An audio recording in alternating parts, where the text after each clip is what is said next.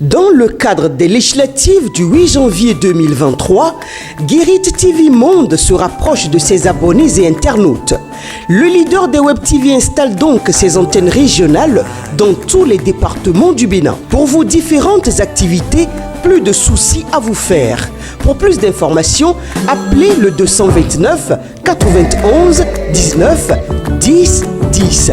Guérit TV Monde, le leader des Web TV.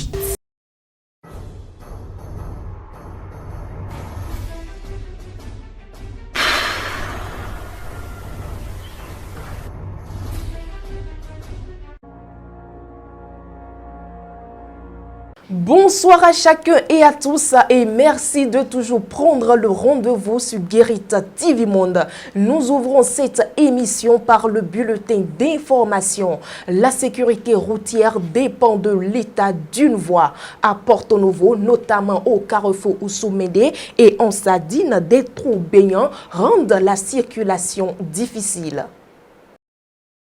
Carrefour Oussou-Mendé, les habitants de Porto-Novo qui prennent par ici sont obligés de faire attention. En effet, l'affaissement des dalles du caniveau bordant la chaussée pavée a pour conséquence le rétrécissement de la piste cyclable. Tout le monde veut éviter le trou béant et ce faisant, la circulation n'est plus aisée. Les pavés bordant la fosse ont commencé par s'affaisser et si rien n'est fait dans l'immédiat, toute la chaussée pourrait se dégrader. En guise de réponse aux plaintes des riverains et usagers de ce carrefour, c'est ce dispositif métallique dont se sert la police qui a été posé comme couvercle sur le trou béant. Plusieurs membres du conseil municipal de Porto-Novo prennent pourtant part ici au quotidien. Plus proche de l'hôtel de ville, notamment dans cette rue qui y mène directement, cet affaissement de pavés est préjudiciable pour l'infrastructure. S'il n'est pas réparé à temps, le reste des pavés serait déstabilisé.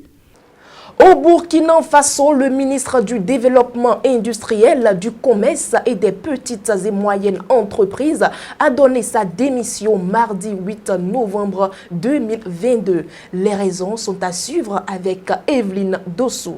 Au regard de nombreuses contestations contre sa nomination au sein du gouvernement, Roch Donatien Nagalo a décidé de céder son poste de ministre du Développement industriel et du Commerce. Il rejette toutes les accusations portées contre lui et invite ses détracteurs à suivre la voie juridique pour régler toute différence s'il y en a. Le ministre démissionnaire explique que son acte a pour but de donner toutes les chances au gouvernement de travailler dans un climat serein et apaisé. Au vu du contexte social, économique et sécuritaire, je me sens interpellé que la seule façon de servir sa nation soit d'être à la hauteur des événements et contribuer de manière humble à la cohésion sociale, a-t-il souligné. Certaines associations de commerçants reprochaient à Roch Donatien Nagalo sa gestion du syndicat national des commerçants du Burkina, dont il était le secrétaire général. Ses détracteurs l'accusent de malversation auprès de certains commerçants, surtout les femmes, des marchés, des villes et campagnes. Dans une interview, le chef du gouvernement soutenait qu'il n'y avait rien de reprochable au ministre du Commerce après les investigations. Finalement, il n'aura même pas eu le temps d'être installé au ministère du Commerce. En Côte d'Ivoire, à présent, le taux d'insertion professionnelle des étudiants issus de l'université virtuelle du pays se situe à 113%. C'est du moins ce qu'on peut retenir de la déclaration du directeur de cette université virtuelle, le professeur Koné Tiemouman. Il intervenait à l'occasion de Tout savoir sur tribune d'échange du Centre d'information et de communication gouvernementale CICG, retransmise en direct sur la page Facebook officielle du gouvernement de la Côte d'Ivoire. Selon le professeur Koné Tiemouman, l'université virtuelle de la Côte d'Ivoire vient répondre aux défis de la qualité de l'enseignement, de l'insuffisance de la qualité d'accueil des amphithéâtres et de l'employabilité, ainsi que de la promotion de la maturité numérique. Pour l'année 2021, nous avons un taux de réussite global de 56%. En ce qui concerne l'insertion professionnelle, le taux est très élevé. Il est au-delà de 73%, car nous formons nos étudiants à créer des entreprises et ils sont généralement en situation de travail avant la licence. À ce jour, ce sont 50 étudiants issus de l'UVCI qui ont créé des SARL, a soutenu le professeur Koné Thiemomon. Nous finissons par le port autonome de la République togolaise qui est désormais le 96e au sein de la célèbre 100 Ports. Une grande performance qui lui permet d'occuper la première place en Afrique subsaharienne. Justement, après avoir effectué l'année dernière son entrée dans le classement des 100 premiers ports à conteneurs dans le monde, le port de Lomé confirme sa place cette année.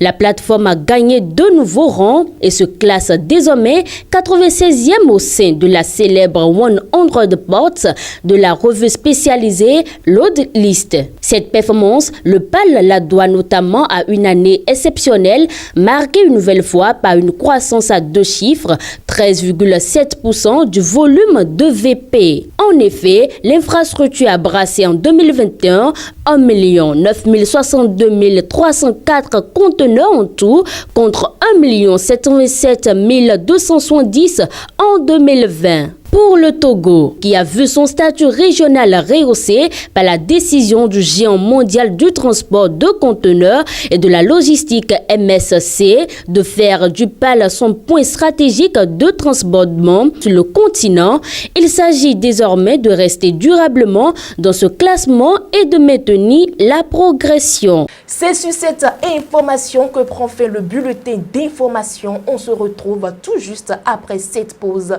publicitaire. Dans le cadre des législatives du 8 janvier 2023, Guérit TV Monde se rapproche de ses abonnés et internautes. Le leader des Web TV installe donc ses antennes régionales dans tous les départements du Bénin. Pour vos différentes activités, plus de soucis à vous faire. Pour plus d'informations, appelez le 229 91 19 10 10. Guérit TV Monde, le leader des Web TV. Nous ouvrons la deuxième rubrique de votre émission Tour d'Horizon avec la chronique du jour. Elle porte la signature de Mas Gaspard Adjamossi. 9e législature du Parlement béninois. Un nombre record de femmes attendu. Pendant longtemps, société civile, organisations non gouvernementales, personnalités et autres ont lutté et plaidé pour une meilleure représentativité des femmes au sein du Parlement béninois. Les différentes luttes et les différents plaidoyers ont finalement trouvé satisfaction, pourrait-on dire, car la prochaine mandature du Parlement béninois, la 9e législature, connaîtra au moins 24 femmes sur les 109 députés, soit un nombre record. Pour le compte de la 9e législature, en effet, le nombre de députés passe de 83 à 109 du fait de la discrimination positive en faveur des femmes portée par l'article 144 du Code électoral. Cette discrimination positive accorde d'office 24 sièges aux femmes à raison d'un siège par circonscription électorale. Jusque-là, les chiffres relatifs à la représentativité des femmes béninoises dans les instances de prise de décision et plus précisément au Parlement ne sont pas des plus reluisants. De 1991 à nos jours, le ratio femmes députées au Parlement béninois n'a jamais atteint 10%, ce qui place notre pays, le Bénin, au 172e rang mondial sur 193 pays classés en matière de représentation de la femme au Parlement. La démocratie béninoise qui se veut pionnière, qui se veut modèle, ne pouvait logiquement s'accommoder de cette situation qui faisait jusque-là de notre pays la lanterne rouge de la sous-région en cette matière. À présent, cette discrimination introduite lors de la récente révision des tests relatifs aux élections met notre pays en bonne position. Les prochaines législatives, en effet, permettront, à coup sûr, l'élection d'au moins 24 femmes, ce qui, évidemment, permettra d'améliorer sensiblement le taux de représentativité des femmes béninoises au Parlement et en même temps le classement de notre pays au plan mondial. Ce n'est certainement pas un cadeau fait aux femmes comme tentent de l'insinuer certains compatriotes, mais le fruit des luttes, des plaidoyers, conjugués à la volonté des acteurs politiques de corriger une certaine injustice. Mais ce nombre record de femmes attendues prochainement ne doit pas être considéré comme une fin en soi, car hormis le Parlement béninois, il y a plusieurs autres institutions de prise de décision où la représentativité des femmes a encore besoin d'être améliorée pour tendre, pourquoi pas, vers l'exemple du Rwanda où on note environ 40% de femmes au gouvernement et 60% au Parlement. Pour que notre pays, le Bénin, aille plus loin en cette matière, encore faudrait-il que les femmes elles-mêmes prennent conscience de la situation et fassent le nécessaire. Car pour les prochaines élections législatives, certaines mauvaises langues murmurent que c'est difficilement que des candidatures de femmes ont pu être enregistrées dans certaines circonscriptions électorales. Dans le cadre des législatives du 8 janvier 2023, Guérit TV Monde se rapproche de ses abonnés et internautes. Le leader des Web TV installe donc ses antennes régionales dans tous les départements du Bénin. Pour vos différentes activités, plus de soucis à vous faire. Pour plus d'informations, appelez le 229 91 19 10 10. Guérit TV Monde, le leader des Web TV. C'était Massa Gaspard Adjamossi pour la chronique du jour. Mesdames et messieurs, c'est le moment pour nous d'accueillir Charles Alban Daoui dans le forum de discussion de ce mercredi 9 novembre 2022. Charles Alban Daoui, bonsoir. Bonsoir, Latifat Koweno. Législative de janvier 2023, la Sénat vient de recevoir la liste électorale informatisée, l'EI. Oui, l'EI, parce qu'on ne dit plus l'EPI, liste électorale permanente informatisée par le passé. Aujourd'hui, on parle de la liste électorale informatisée tout court. Et cette liste comporte comme nombre d'inscrits 6 660 572 électeurs. Quand on compare un peu ce chiffre au nombre d'électeurs qu'il y avait il y a 4 ans, lors des législatives de 2019, où nous avions 4 992 399 électeurs, on constate qu'il y a une augmentation de 1 608 173 électeurs. Vous voyez, en l'espace de 4 ans, on a connu un accroissement considérable de la population électorale. Donc hier, conformément aux prescriptions du code électoral, la NIP est venue rendre cette liste-là au président de la Commission électorale nationale autonome Sénat, qui va utiliser désormais cette liste-là pour l'organisation des élections. Voilà. Charles Bandaoui, quelle est l'utilité de cette liste pour la Sénat et les partis politiques? Oui, pour la Sénat, vous savez, une liste électorale, ça sert à organiser les élections.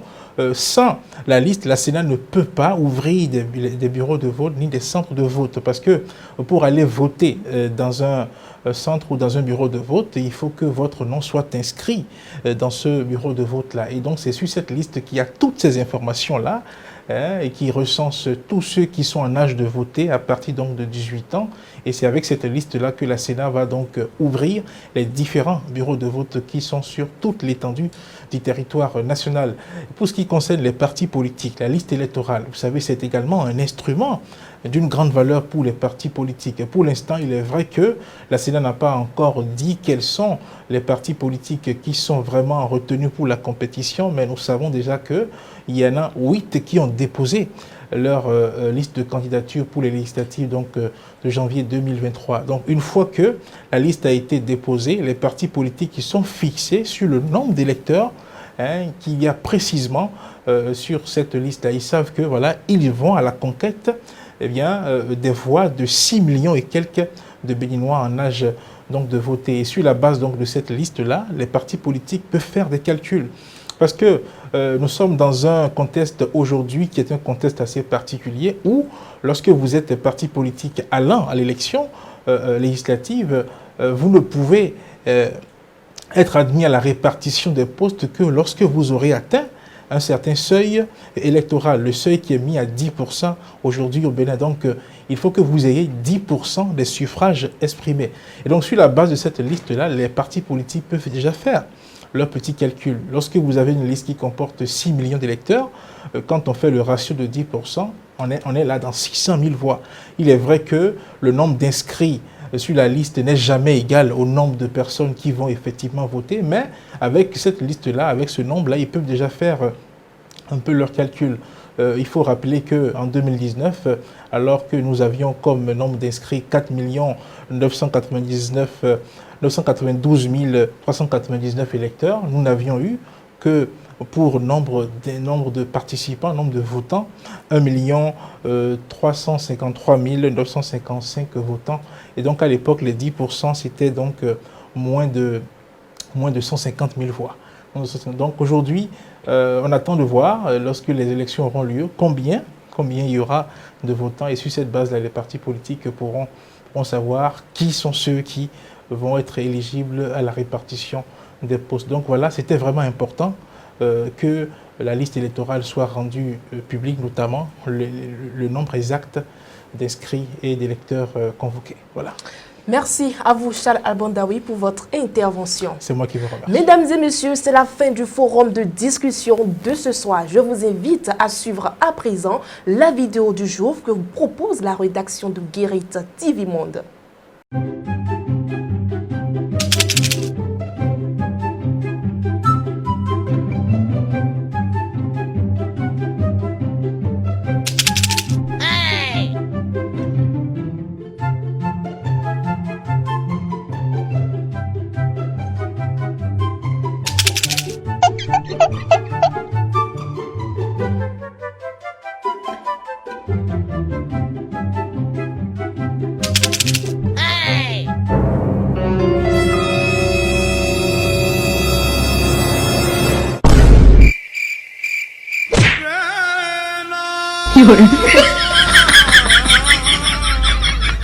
Chers amis internautes, nous sommes déjà à la fin de ce numéro de votre émission Tour d'Horizon. Merci de votre attention et à demain.